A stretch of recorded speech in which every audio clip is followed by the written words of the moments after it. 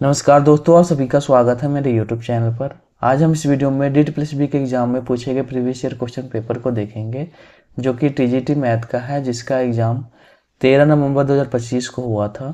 इसमें पूछे गए सामान्य हिंदी के क्वेश्चन को आज हम इस वीडियो में देखेंगे। चलिए स्टार्ट करते हैं, देखते हैं।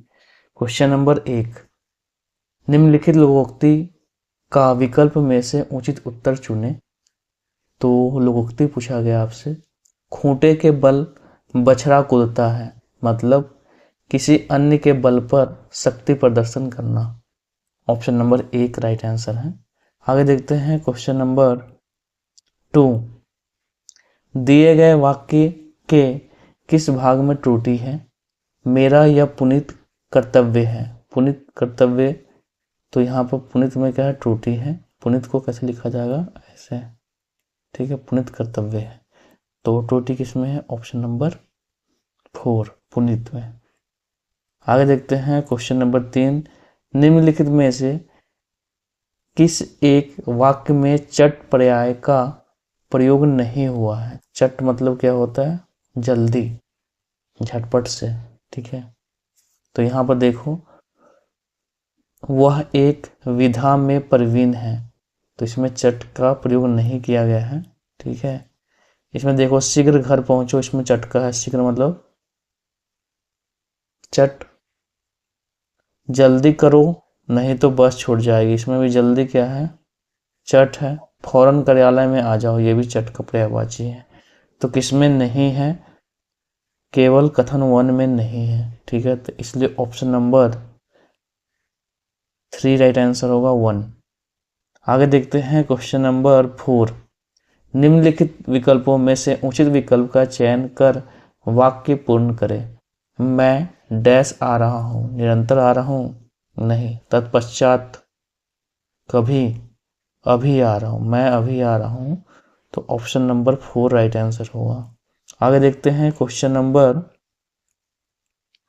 5, बच्चे परीक्षा के लिए डैश पढ़ाई कर रहे हैं, रिक्त स्थानों की पूर्ति उचित क्रिया विशेषण से करें।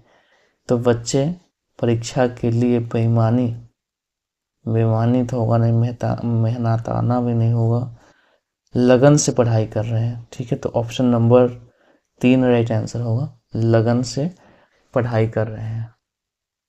आगे देखते हैं क्वेश्चन नंबर 6, दिए गए वाक्य के रेखांकित शब्द का सबसे उपयुक्त विलोम शब्द चुनिए। विलोम शब्द पूछा गया है। दुर्घटना देखकर सभी व्यक्तियों को अनायास मूर्छा आने लगी। अनायास का विलोम पूछा है, तो सायास होगा, सायास होगा। ऑप्शन नंबर 3 राइट आंसर है। आगे देखते हैं क्वेश्चन नंबर 7, दिए गए वाक्यांश के लिए एक सार्थक शब्द दिए गए विकल्पों में से चुनिए। किसी टूटी फूटी इमारत या बस्ती का बचा हुआ अंश क्या कहलाता है? भग्नावशेष। तो भग्नावशेष होगा, ऑप्शन नंबर 2 राइट आंसर है। आगे देखते हैं, विध्वंस धूल मिट्टी भजनीय तो होगा ही नहीं, ठीक है। आगे देखते हैं क्वेश्चन नंबर 8, नीचे दिए गए वाक्यांश के लिए एक सार्थक शब्द दिए गए विकल्पों में से चुनिए। एक देश से दूसरे देश में माल भेजना क्या कहलाता है?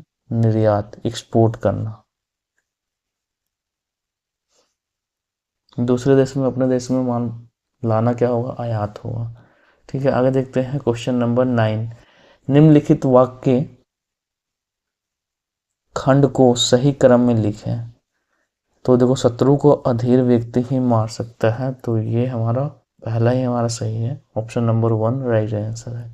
आगे देखते हैं क्वेश्चन नंबर 10, निम्नलिखित वाक्य में उपयुक्त क्रिया विशेषण का प्रयोग कर वाक्य पूर्ण करें। सोहन खाता है, क्रिया विशेषण पूछा गया है। पानी क्रिया विशेषण है? नहीं। घी भी नहीं है, दूध भी नहीं है। जरा सा खाता है, तो जरा सा खाता है, ये क्रिया विशेषण है। तो ऑप्शन नंबर 2 राइट आंसर होगा। आगे देखते हैं क्वेश्चन नंबर 11, निम्नलिखित वाक्यों में उचित विशेषण का प्रयोग कर वाक्य पूर्ण करें। राम सोता है, तो इसमें भी क्रिया विशेषण पूछा गया है। दुकान क्रिया विशेषण है नहीं, मकान भी नहीं है, मचान भी नहीं। बहुत, राम बहुत सोता है, क्रिया विशेषण है। आगे देखते हैं क्वेश्चन नंबर 12। निम्नलिखित विकल्पों में से उचित विकल्प का चयन कर वाक्य पूर्ण करें। वह डैश बोलता है, अधिक बोलता है। ऑप्शन नंबर 1 राइट आंसर है। आगे देखते हैं क्वेश्चन नंबर 13। निम्नलिखित में से एक आंखें चुराना मुहावरे का अर्थ नहीं है। आंखें चुराना मुहावरे का अर्थ नहीं है। किसी के सामने आने से बचना, ये है मुहावरे का अर्थ आंखें चुराने का। नज़र बचाना, ये भी है। अपने को छिपाना, ये भी है आंखें चुराना। ठीक है, कौन सा नहीं है? नज़र लगाना, नज़र लगना, यह आंखें चुराने का मुहावरे का अर्थ नहीं है। तो ऑप्शन नंबर 3 इसका क्या होगा? राइट आंसर होगा, क्योंकि पूछा गया है कौन सा नहीं है। ठीक है, तो ऑप्शन नंबर 3 नहीं है। आगे देखते हैं क्वेश्चन नंबर 14। दिए गए वाक्य के किस भाग में त्रुटि है? उसकी दुरावस्था देखकर दया आ गई। तो उसकी दुरावस्था नहीं होता, क्या होता है? दुर्वस्था होता है। क्या होता है? दुर्वस्था। तो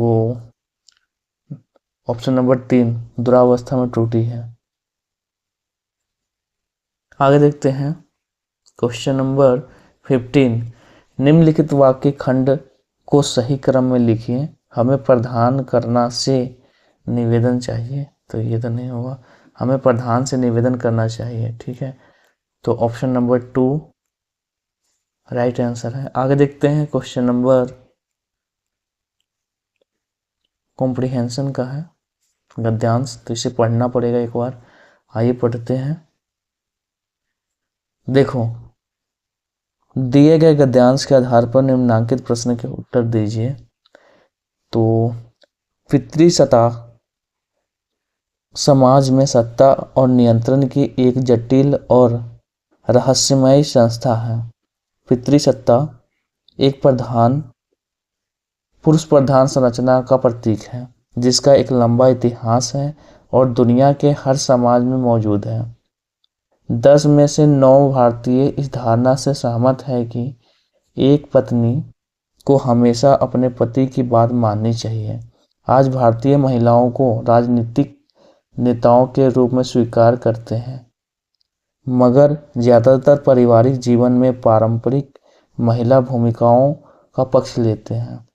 आज भी बच्चों की देखभाल का सबसे अधिक बोझ महिलाओं द्वारा उठाया जाता है, जो पूर्णकालिक मां बनने के लिए अपनी नौकरी भी छोड़ देती हैं।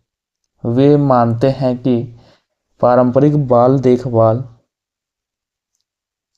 मुख्य रूप से महिलाओं द्वारा नियंत्रित की जानी चाहिए। मजदूरी और रोजगार में पुरुषों और महिलाओं दोनों का पैसे कमाने के लिए जिम्मेदार होना चाहिए, मगर 80% भारतीय इस विचार से सहमत है कि जब कुछ नौकरियां हो तो पुरुषों को महिलाओं की तुलना में नौकरी पर अधिक अधिकार होने चाहिए।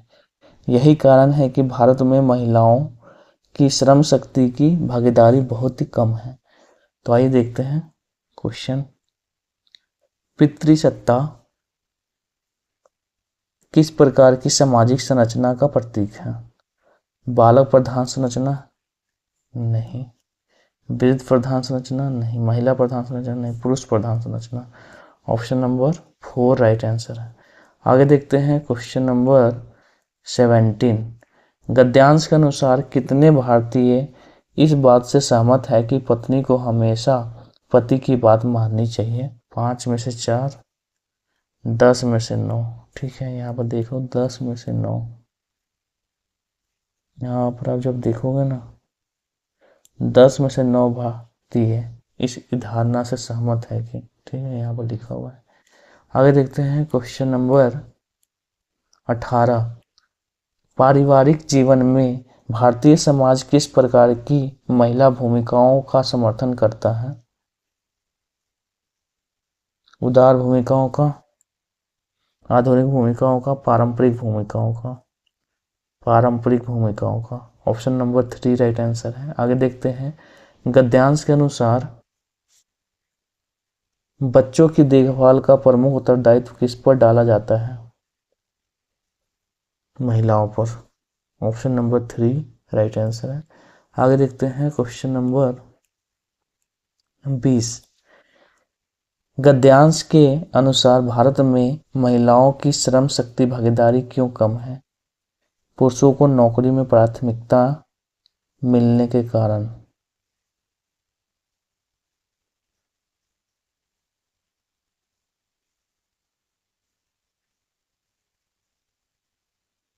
गद्यांश के अनुसार भारत में महिलाओं की श्रम शक्ति भागीदारी क्यों कम है? तो यहाँ पर देखो लिखा है कि महिलाओं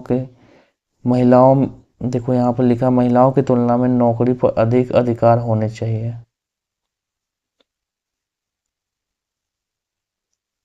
यही कारण है कि भारत में महिलाओं की श्रम शक्ति की भागीदारी बहुत कम है। मतलब इसमें बोला गया पुरुषों को नौकरी में प्राथमिकता मिलने के कारण। ठीक है, तो ऑप्शन नंबर 4 राइट आंसर है। तो 20 क्वेश्चन यहाँ पे कंप्लीट हो गए। आई होप वीडियो आपको अच्छी लगी होगी। अगर वीडियो अच्छी लगी तो लाइक करिए, सब्सक्राइब करिए, शेयर करिए। मिलते हैं नेक्स्ट वीडियो में। जय हिंद, जय भारत।